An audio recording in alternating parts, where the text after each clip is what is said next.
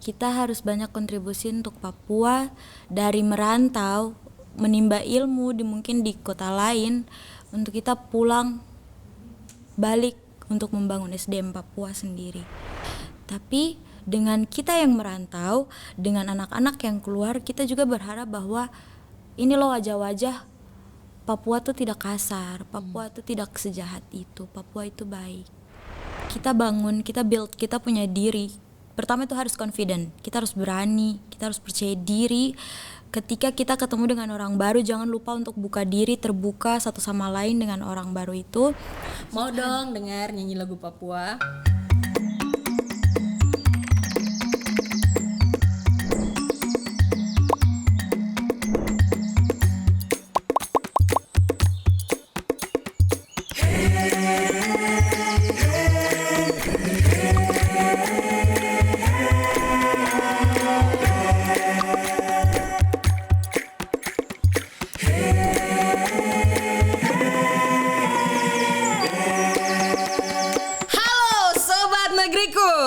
Selamat datang kembali di Torang Bacarita. Selalu ada inspirasi dari Bumi Cendrawasih. Saya Jenny Karai, kembali lagi dengan saya. Seperti biasa, di acara ini kita akan membahas seputar kisah-kisah inspiratif dari sosok-sosok ternama di Indonesia. Dan hari ini kita orang sudah kedatangan tamu yang cantik. Dan dia ini seorang mahasiswa rantau asli dari Papua dan sekarang merantau di kota Salatiga, punya alma mater. Siapa lagi kalau bukan Joella Maria? Tepuk tangan. Selamat datang Joella. Terima kasih kakak. Bagaimana kabar? Puji Tuhan, baik-baik sekali, luar biasa. Perjalanan ke sini panjang ya? Panjang. Panjang tapi bukan panjang sekali. Tidak. Asik. Tapi menarik. Tapi menarik ya. Iya. Iyo, karena kaki tukang berjalan tuh. Iya, suka. Terima kasih nih sudah mau datang dan menyempatkan waktu Sama-sama, untuk kita orang kakak. sama-sama berada di acara ini. Nah, saya mau tanya nih, Joella nih kan hitungannya anak rantau tuh. Ya, Sudah dari tahun berapa? kuliah di Salatiga 2018, angkatan 2018 sampai sekarang. Oke, jurusan apa? Jurusan psikologi Di UKSW. Universitas? Kristen Satya Wacana. Nah, UKSW ini alma mater Eike waktu S2. Jadi nanti kita baku sharing jadinya ya. Jadi sebenarnya narasumber siapa? Jadi siapa? Oke, kita lanjut lagi. Merantau dari jauh dari Papua, rasanya bagaimana? Rasanya nano.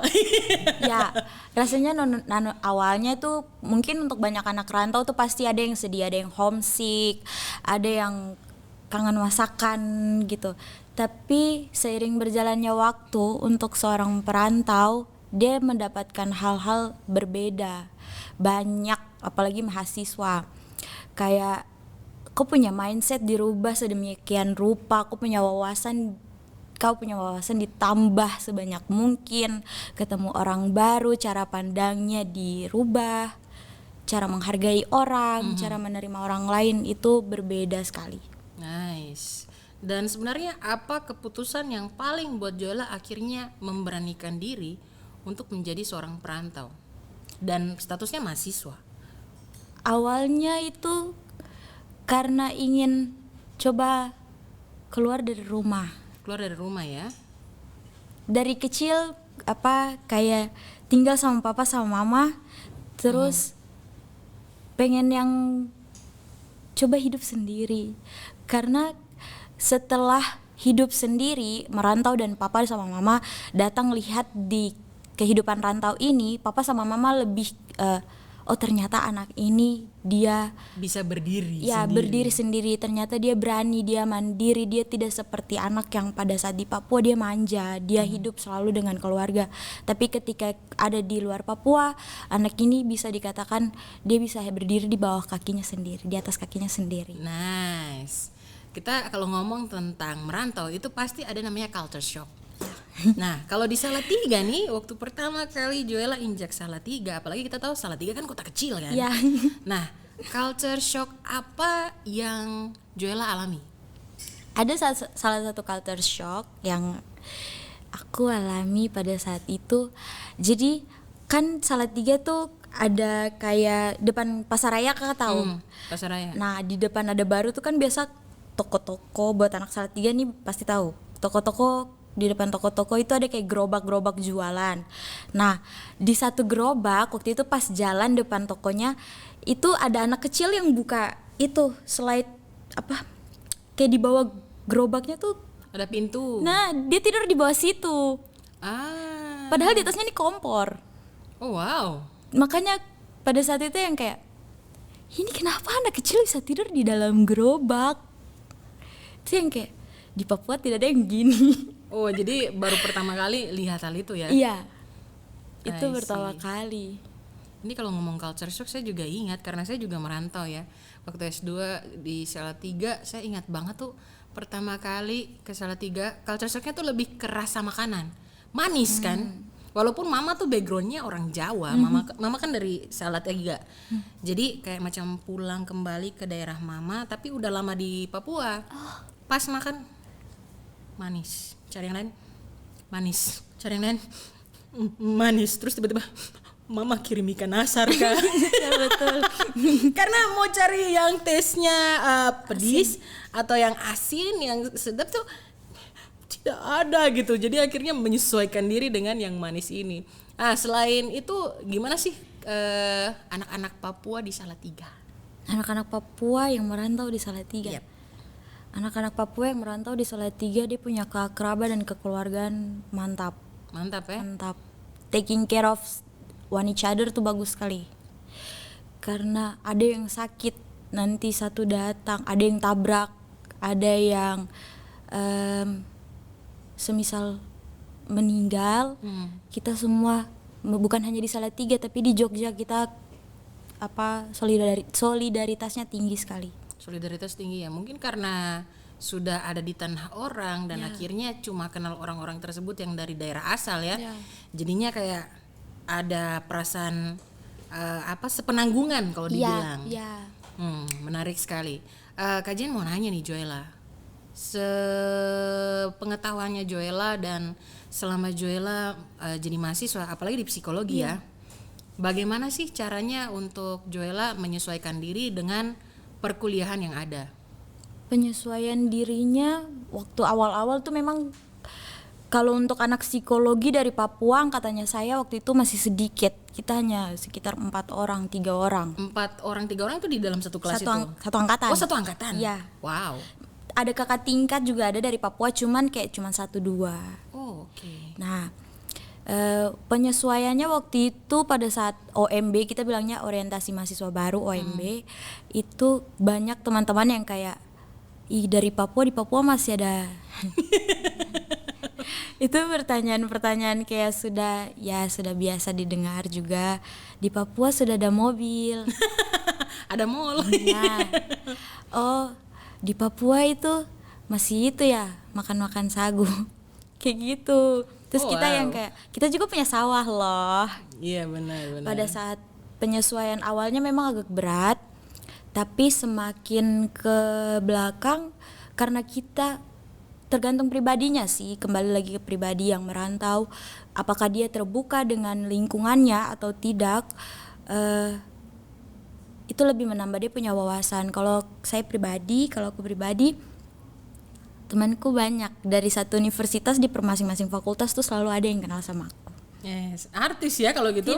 Tidak, cuman banyak anak-anak Papua yang suka main dengan kelompoknya sendiri.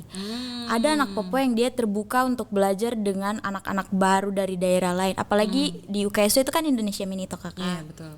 Nah, untuk saya pribadi, saya lebih senang main di contoh organisasi di universitas atau kepanitiaan di universitas. Jadi banyak dari fakultas lain yang lebih dikenal kayak gitu. Berarti bukan sekedar kupu-kupu ya, kuliah pulang tapi harus jadi kupu-kupu terbang gitu.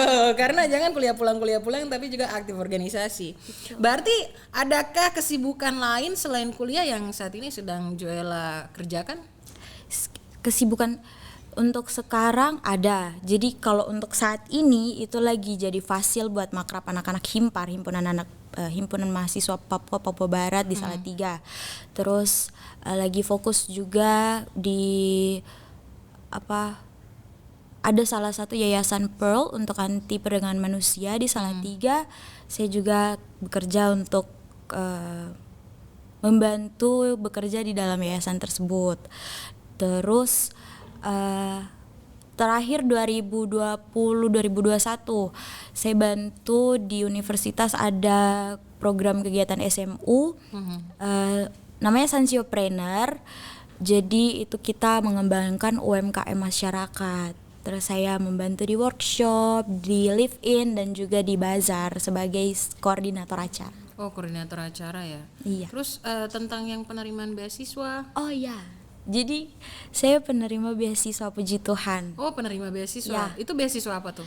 Jadi kalau kakak tahu Gereja GKI Sinode di Tanah Papua ada punya lembaga Pusat Pembinaan dan Pengembangan Wanita P3W GKI. Memberikan saya beasiswa kuliah.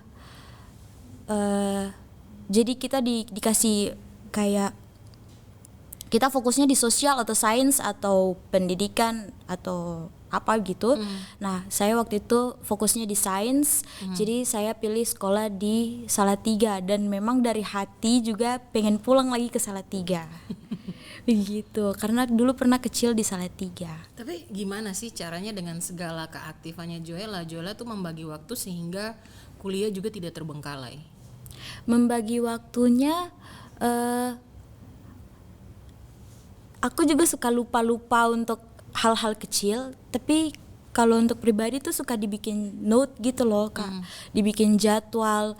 Terus kalau semisalnya yang tidak penting untuk jalan sama teman atau untuk keluar sama teman pasti tidak keluar. Tidak keluar. Jadi kuncinya penjadwalan ya. Ya. Kajian dengar-dengar sempat ke Lombok apa tidak tuh? Ke Lombok itu pas ikut Bakti Milenial. Oh, Bakti Milenial. Ya. Ini sebenarnya acara apa? Terus bagaimana sampai Joella masuk ke dalam? Jadi waktu itu ada promosinya di fakultas sama di Instagram juga. Bakti Milenial ini diadakan oleh Bakti Milenial. Bakti Milenial. Iya, jadi volunteer. Volunteer ya. Nah, volunteer ke Lombok. Terus pas sudah tes berkas pertama, terus tes wawancara. Nah, pada hari H mau berangkat, itu tidak sempat berangkat karena bertabrakan sama jadwal magang kuliah. Begitu Kakak. I see. Tapi ini anyway dia volunteer tentang apa nih? Waktu itu yang saya ambil itu di bagian pendidikan anak. Jadi itu ada beberapa bidang, ada yang di kesehatan, ada yang pendidikan, ada juga yang sosial. Waktu itu saya ambil yang di pendidikan dan juga kesehatan.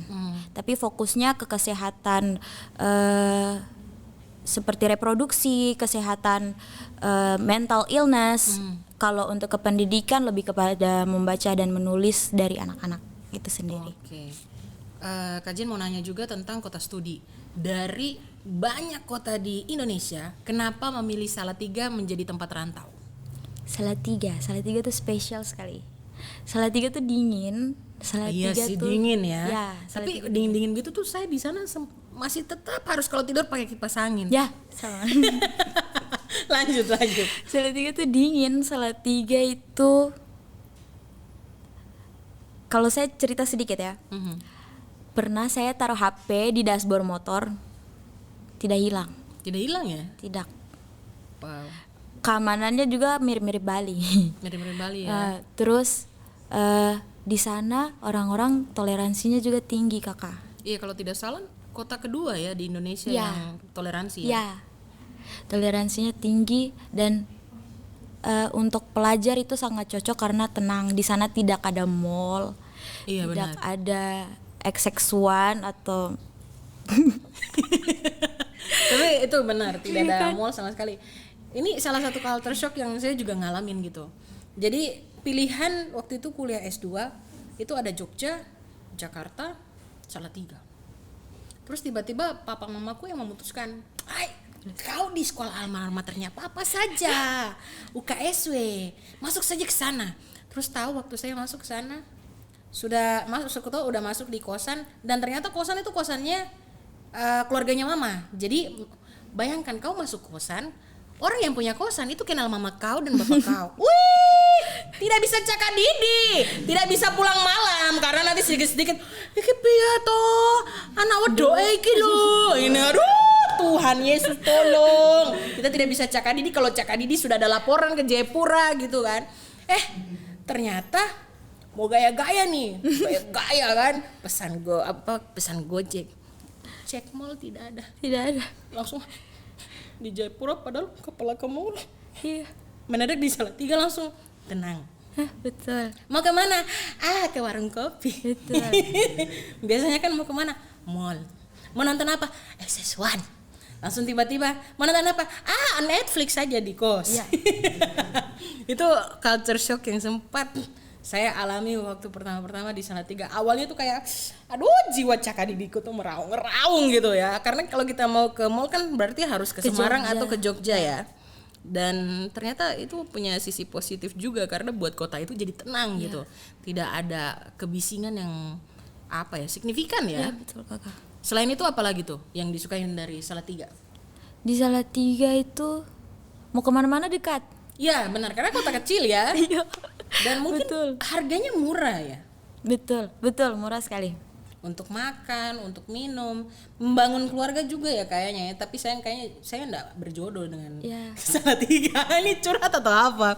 Oke, Joella, kita main flash game ya. Oke, Kajian akan kasih pertanyaan dan silakan jawab dengan cepat. Siap. Oke, makanan favorit Salatiga? Soto pagi. Soto pagi, tos, sama. Bela-belain jam 6 pagi naik Gojek untuk apa makan soto? Itu hanya terjadi di kota Salatiga. Soto pagi. Soto pagi. Oke, yang kedua, yang paling dikangenin dari Papua. Ikan Ikan apa? laut. Ikan laut spesifik. Ikan nasar suwir, terus ikan goreng dengan nasi panas sama sambal. Tidak usah begini gitu ya. Sederhana. Ketiga, aktivitas paling menyenangkan saat kuliah. Aktivitas paling menyenangkan saat kuliah itu turun ke masyarakat. Turun ke masyarakat ya. Berarti memang passionnya anak lapangan ya. Iya. Oke. Satu kata untuk anak muda Papua. Anak muda Papua itu amazing. Kenapa? Dia beda. Dipukul sebagaimana mungkin tuh mereka kuat. Apa fisika atau apa ini? Mental atau apa? Mental. Mental ya. Promosi psikologi. Wah.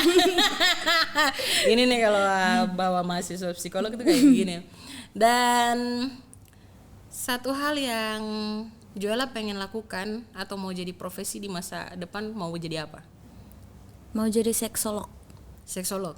Kenapa? Dari awal masuk psikologi itu lihat banyak kekerasan anak dan perempuan. Banyak perempuan dan anak tidak mengerti soal mereka punya diri sendiri, tentang mereka punya reproduksi, tentang apa yang harus mereka lakukan dengan mereka punya diri. Mereka bahkan belum mengenal mereka punya diri sendiri. Kenapa seksolog? Supaya banyak yang paham tentang mereka punya diri dan mereka mengenal lebih dan lebih menghargai dirinya mereka. Jadi itulah kenapa jadi pengen jadi seksolog ya. Ya, bantu orang-orang. Tapi kalau saya lihat di Papua juga kayaknya kita belum punya loh kayaknya ya seksolog ya. Jadi kalau Joella lulus dan Joella spesifik konsentrasi di situ, berarti kok bisa jadi Amin. anak Papua pertama yang jadi seksolog. Harus jadi ahli di situ. Dan harus jadi ahli biar kita cakadidi gitu ya. Nah ini kajian mau tanya nih, menurut Joella nih kenapa sih anak muda tuh harus banyak berkontribusi untuk masyarakat, apalagi tanah kelahiran? Melihat Joella nih kan sudah aktif, bukan cuma kupu-kupu kuliah pulang, tapi juga aktif di kemahasiswaan, bahkan di luar dari kemahasiswaan. Menurut Joella bagaimana? Kenapa mahasiswa atau pemuda itu harus banyak berkontribusi untuk masyarakat, apalagi untuk tanah kelahiran? Kenapa? Karena anak Papua itu banyak bicara, tapi sedikit yang bertindak. Kita harus banyak kontribusi untuk Papua, dari merantau, menimba ilmu mungkin di kota lain, untuk kita pulang balik untuk membangun SDM Papua sendiri. Kita sama-sama harus saling jaga satu sama lain, harus saling dukung lebih tepatnya. Karena kayak anak Papua tuh mau cari di mana gitu loh. Kita semakin zaman yang ada, perkembangan yang ada, kalau semisal kita punya anak-anak Papua juga tidak berkembang, bagaimana? Nanti yang berkembang Kedepannya. jadi tidak bisa ya. Ya, tapi perkembangannya juga harus ke arah yang lebih positif. Mungkin banyak anak-anak Papua di luar sana yang negatif, dan di pikiran orang luar bahwa kita anak-anak Papua adalah anak-anak yang negatif. Tapi dengan kita yang merantau, dengan anak-anak yang keluar, kita juga berharap bahwa ini loh wajah-wajah Papua tuh tidak kasar, Papua tuh tidak sejahat itu, Papua itu baik. Itulah kenapa memang anak-anak muda ini harus banyak berkontribusi ya. Ya, Oke.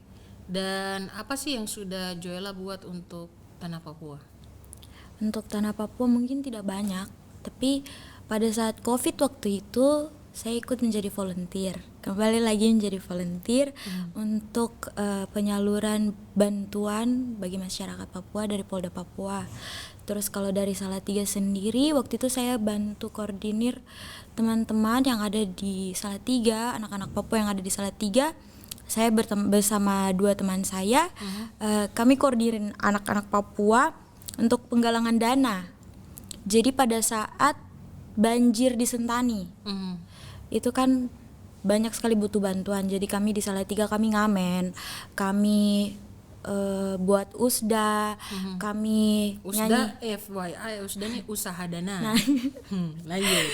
Buat usda, terus kayak nyanyi di kafe atau coffee shop supaya nanti dapat dana, terus waktu itu disalurkan dikasih ke Himpar, himpunan anak mahasiswa Papua Barat, dan dibagikan langsung dikirim ke Papua gitu. Dan kalau di Salatiga sendiri, Joella nih berperan sebagai apa? Berperan untuk saya mahasiswa, terus saya juga ada di dalam anggota Himpar itu sendiri, dan saya tahun kemarin menjadi ketua asrama. Jadi ada asrama gereja GKI, itu salah satunya aset yang ada di luar Pulau Papua, yang ada tepatnya di Jawa, di Salatiga. Saya menjadi ketua. Oh, I see. Terus saya dengar-dengar juga ini ya, di Pearl juga ya? Ya, di Pearl ini apa nih? Pearl itu yayasan anti perdagangan manusia dan juga perlindungan anak dan perempuan. Bergabung berarti udah lama ya? Bergabung 2021 akhir 2022 lah. Oke. Jadi Joella join, dan ini mereka bergeraknya seperti apa kegiatan-kegiatannya ini? Jadi Pearl ini bukan hanya kegiatan untuk orang dewasa, ada anak-anak juga, ada bekerja sama juga dengan Peace Generation, ada juga mereka ada safe house untuk orang-orang yang pernah mengalami atau terlibat dalam perdagangan manusia. Untuk kekerasan anak dan perempuan juga mereka tinggal di safe house dan ditolong. Di Pearl itu sendiri banyak penyuluhan tentang anti perdagangan manusia, karena Salatiga menjadi salah satu kota HIV yang dengan HIV tertinggi dan perdagangan manusia yang tinggi di Indonesia. Oh, kota kecil itu ya? Ya. Ternyata masuk di bagian yang tertinggi juga. Ya. Nah, selanjutnya nih, Kak Jen pengen nanya, kita kalau ngomong tentang anak rantau, ada nggak sih pesannya Joella untuk anak-anak rantau, anak-anak Papua yang di tanah rantau, yang mungkin saat ini mereka juga lagi sedang kuliah nih, dan mereka juga sedang mengeksplor diri mereka untuk turun ke masyarakat? Pesan untuk anak-anak Papua, jangan lupa untuk kita bangun, kita build, kita punya diri. Pertama itu harus confident, kita harus berani, kita harus percaya diri. Ketika kita ketemu dengan orang baru, jangan lupa untuk buka diri, terbuka satu sama lain dengan orang baru itu. Terus perbanyak network, channeling, karena wawasan yang sampai di kita saja tuh tidak membangun. Kita harus bagi juga buat orang lain, dan kita harus terima untuk masukan dari orang lain itu sendiri. Asik. Ini kayaknya kalau banyak anak-anak Papua yang model pemikirannya kayak Joella nih, kayaknya kita punya tanah Papua nih akan semakin maju ya. Kak Jen mau tanya, otomatis kalau sebagai anak mahasiswa di tanah rantau ya, apalagi sudah mulai naik-naik semester atas, itu pasti ada rasa bosannya deh. Ya. Nah biasanya Joella kalau bosan ini Joella bikin apa? Akhir-akhir ini juga lagi sibuk nyanyi. Luar biasa, multi talent sekali. Mau dong dengar nyanyi lagu Papua? Lagu Papua. Yang mana saja? Lagu Papua. Langsung ref saja. Boleh. Mau intro juga tidak apa-apa, masih lama bisa. Betul kan tidak? Kita kalau dari intro, refrain, outro, masuk intro lagi tidak apa-apa. Oke. Jadi ini lagu dari Serui kalau tidak salah. Embai po sambewar aima yetinde uremfo. Sudah. Embai ini bulan kan? Ya. Jadi sebenarnya lagunya maknanya apa tuh? Tuhan, maknanya tidak terlalu tahu, tapi kayaknya dalam sekali maknanya tentang bagaimana rembulan itu sendiri. Oh, kalau tentang tidak bulan salah. ya. Nice. Tepuk tangan. Semangat. Sudah makan. Semangat. Tepuk tangan lagi. Mantap. Menarik banget ya cerita dari Joella, dan ini juga jadi pelajaran untuk sobat negeriku bahwa kalau jadi anak rantau maka kita harus berdaya di tempat dimana kita juga merantau. Jangan kita cuma datang, kita kuliah, kita dapat gelar, kita pulang, tapi kita lupa untuk bersosialisasi dan membangun koneksi. Karena siapa tahu ketika kita pulang nanti di tanah kita, tanah sendiri, siapa tahu kita memang butuh networking dengan mereka, dan itu kita perlu ya di kemudian hari. Nah Joella, apa sih harapan terbesarnya Joella sendiri untuk pemuda-pemuda, khususnya pemuda Papua? Semoga pemuda Papua itu makin kreatif ke depannya, makin percaya diri, makin menerima budaya ataupun pengetahuan yang ada di kedepannya di masa yang mendatang, dan semoga pemuda Papua itu sendiri lebih menghargai dan menerima satu sama lain. Oke, dan sebagai closing nih Kak Jen, mau dong Joella untuk mengajak anak-anak Papua, anak-anak muda dimanapun, untuk dorang tuh berkarya menunjukkan prestasi dimanapun dorang berada. Boleh. Pakai bahasa apa sih juga bisa, mau kesini ke sana, ke sini, ke sana juga bisa. Ngajak anak Papua ya? Yes. Ini bahasanya bebas toh Kak? Bebas, mau dialek Papua itu malah lebih bagus lagi. Jadi kakak-kakak, teman-teman semua, mungkin banyak yang meragukan kita sebagai anak Papua meskipun kita datang di tanah rantau. Tapi jangan lupa, kita nih Papua, kita begitu indah pulaunya, tapi kita orang-orangnya juga indah. Asik, tepuk tangan. Ari Joella, terima kasih banyak sudah meluangkan waktu di kita punya podcast bersama. Kita punya podcast yang keren ini, dan sampai bertemu lagi Makasih banyak di Kak Jen. episode yang lain. Sukses buat studinya. Amin. Dan cepat pulang dan jadi seksologi pertamanya Amin. tanah Papua. Amin. Dan buat teman-teman jangan lupa nih untuk terus ikuti Torang Bercerita, dan jangan lupa follow semua media sosial Teras Negeriku ya. Saya Jenny Karai dan Joella Maria. Izin pamit, selalu ada inspirasi dari Bumi Cendrawasih. Dah.